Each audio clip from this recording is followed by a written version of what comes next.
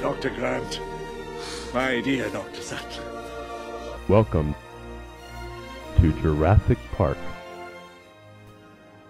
In the summer of 1994, when I was 9 years old, I was obsessed with dinosaurs. I thought they were the coolest fucking things ever. The idea of these giant freaking lizards that roamed the earth, crushing everything in their path while fighting each other for survival, was the most amazing concept to my kid brain.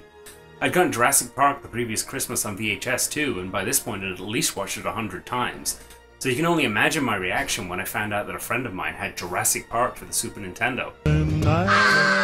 It blew my mind. My favorite movie at the time was now a game, and I had a chance to play it.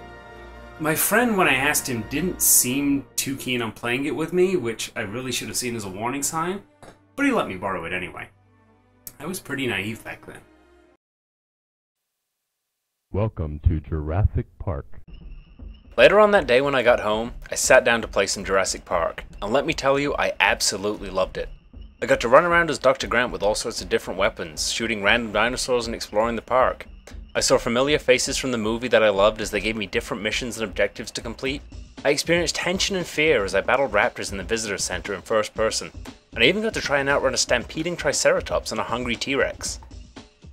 To be honest, I never got very far in this game when I was a kid, and quite frankly, I didn't care. I didn't care that it actually had very little in common with the movie, other than messy interpretation of the location and pixelated images of the actors. Also at the time, my naive younger self didn't care that Jurassic Park for the Super Nintendo is actually one of the most confusing and unfocused games that I have ever played. In 1993, developers attempted to cash in on the success of the Dinosaurs in Modern Times special effects orgasm box office smash that had taken the world by storm by releasing what seemed like 11 million different versions of Jurassic Park for pretty much every platform under the sun. Hell, it's been almost 20 years and they're still releasing games in the franchise. Admittedly, some of these games have been really good, notably Operation Genesis for the Sony PlayStation, and the unbelievably good arcade rail shooter developed by Sega. Some of these games have also been terrible, particularly the two steaming piles for the Sega Mega Drive. But none of that really matters, because it's Jurassic Park and kids eat that shit up. Because kids fucking love dinosaurs! Like I said, when I was a kid, I'd wander around this game for hours getting nowhere and loving it because I thought it was the coolest thing in the world.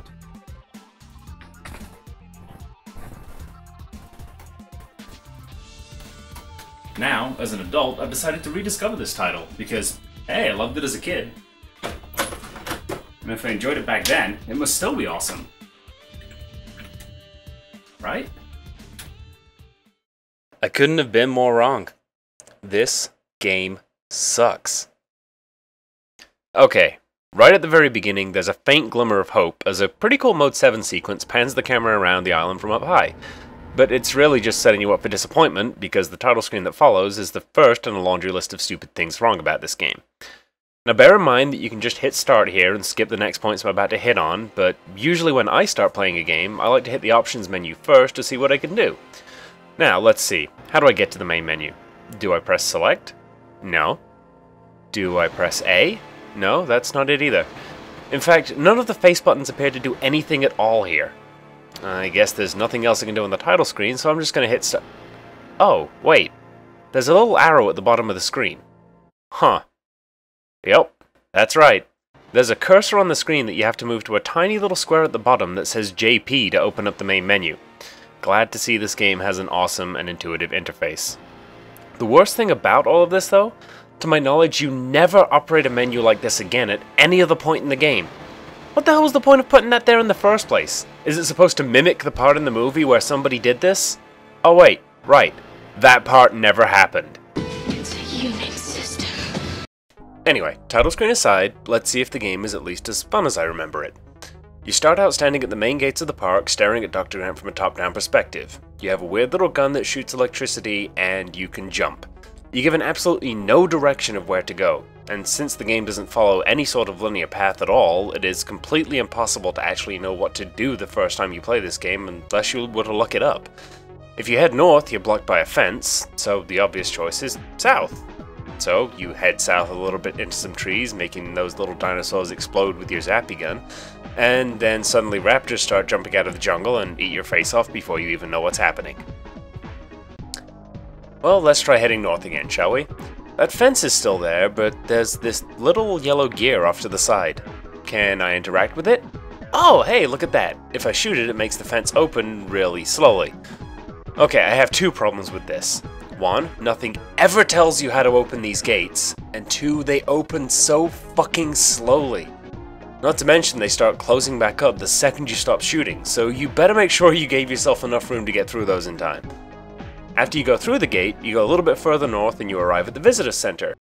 After you get inside, the game changes to a first-person perspective that is pretty much just Wolfenstein 3D with dinosaurs. And I have to say that these sections of the game are still a lot of fun to play. Sure, the controls are a little wonky at the best of times, but it's still fun to explore these buildings and fight dinosaurs in the hallways. It can be pretty tense too, because you never know what's going to be waiting for you behind each door, and there's enough of a challenge to keep you on your toes searching for ammo and health. It makes me wonder if this game would have been a lot better though if the entire thing was designed this way. Sure, the backgrounds get repetitive, but at least it's more varied than Wolfenstein, and that's still a really fun game. Even though at this point I am having a little fun, there is still one major problem. I still don't know what the fuck I am supposed to be doing. From time to time, picking up an item or walking into a certain area will trigger one of the movie characters to give some random piece of information that takes up most of the screen so I can't fucking see anything, and even that's only useful about a third of the time. The rest of the time it's just useless shit I don't care about because I just wish I knew what was going on. Apparently these messages can even give you information to hinder your progress on purpose. Whose fucking bright idea was that? Did the designers have a brainstorming session and seriously just sit there and think, oh man, we should have some of these hints give bad information to make players even more frustrated with this piece of shit? Funded. Remember the other popular title where they thought this was a good idea? That's right, Castlevania 2. It was fucking stupid in that train wreck as well. Well, after about an hour of playing the game, I found a couple of keycards with no idea where to use them, and something about picking up raptor eggs in some mountains designed like a fucking labyrinth. Mix that with the fact that in the top-down segments, if you run into anything that isn't one of the little rat dinosaurs, you're most likely gonna die in under 5 seconds. This has not been a particularly good experience. In the end, Jurassic Park ends up coming off as an absolute mess of a game. There are so many great ideas present here, but for the most part it just ends up being a clusterfuck of wasted potential. The most unfortunate thing about all of this is I can't help thinking that with some clear direction, better level design, and at least a map to show your objectives, this could have been a great game. The basic concept is solid, the controls will do what they're supposed to do, and as long as you stay stocked on ammo for the special weapons, the difficulty isn't all that bad. As I said, the first-person shooter segments are still a lot of fun today, and could have been made so much better just by putting your objectives somewhere on screen. Hell, they could have put them in the center while the game is paused for all I care. Instead, unless you look up a full guide for the game beforehand, you're going to spend about 90% of your time completely lost with no idea what the fuck to do. However, if you're just looking for a game where you just get to wander around aimlessly killing dinosaurs, then this is perfect for you, and I'm probably just talking out of my ass.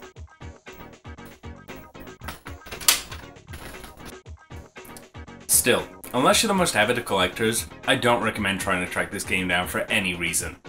If you're interested and want to give it a try, then be my guest, but don't expect anything special. Unless you're into torture. Well, I guess there are people out there that enjoy that, but you won't get any sexual pleasure from Jurassic Park for the Super Nintendo. And if you do, there is something very wrong with you.